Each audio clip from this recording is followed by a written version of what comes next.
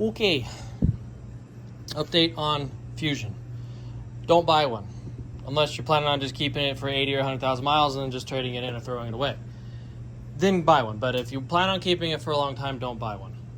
So it all started because underneath the car there was some tacky, gooey old coolant that leaked, and I couldn't trace it down. Finally, with the borescope, traced it to that. Okay? Which I was thinking it was the thermostat housing, right? Okay. Thermostat housing. To get to the thermostat housing, obviously, to take your belt off, which I needed to replace it anyways. Take your belt off. Well, can't take the belt off because you have to take the tensioner off. Okay, let's take the tensioner off.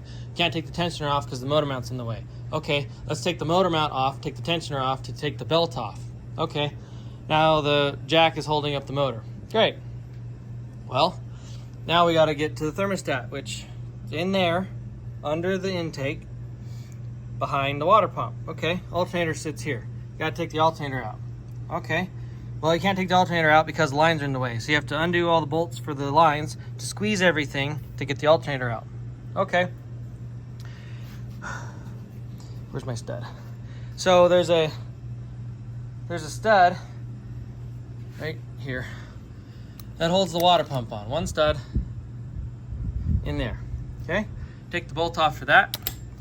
Well, now not the water pump. Sorry, to take the thermostat off. The thermostat now hits the intake and everything in there. Okay, so now you got to use vice grips to take the stud out of the case, and then you get pliers to get the stud out. Okay, stud's out. All right, well, now all the hose clamps for all 3 hoses that go to it are on the bottom. Okay, well, now to get up into there, you have to take this coolant line off of that. You have to take that coolant line off of that. You have to take the brand new oil filter I just put on 2 days ago off.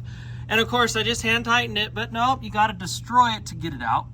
Cool, right? Okay. Now, take all the crap that connects to the AC compressor off. Take the one AC compressor bolt out here.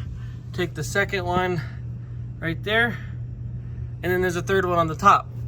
Now your AC compressor can just, float around and hang out, and hey, hang out with the party, right? Okay. Now you got to get your arm up in there to undo all 3 of those clamps. 1, 2, the other one's on the other side. Or at least figure out how to fiddle F it to move the clamp, and then pull everything backwards to get the thermostat housing to twist. Okay, now come back up here. Hey, look, alternator. Come back up here, reach in there with all these hoses twisted, get you your channel locks to try and, because I don't have the fancy freaking things for those little guys, which I'm probably gonna buy now.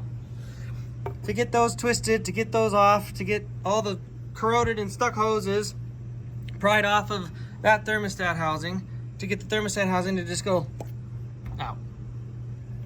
Yay! So total, I think 4.5 hours. And I called Sunland Service, just said, hey, curiosity, my thermostat housing's leaking on my Fusion, gave them the VIN, blah, blah, blah. Okay, I want to get a quote on getting that replaced. Okay, let me type that in, sir. Looks like thermostat replacement is $850. Yep, sounds about right. Okay, thanks. Yep, call me later. So yeah, that's where I'm at. Yeah, don't buy one, or just let it leak.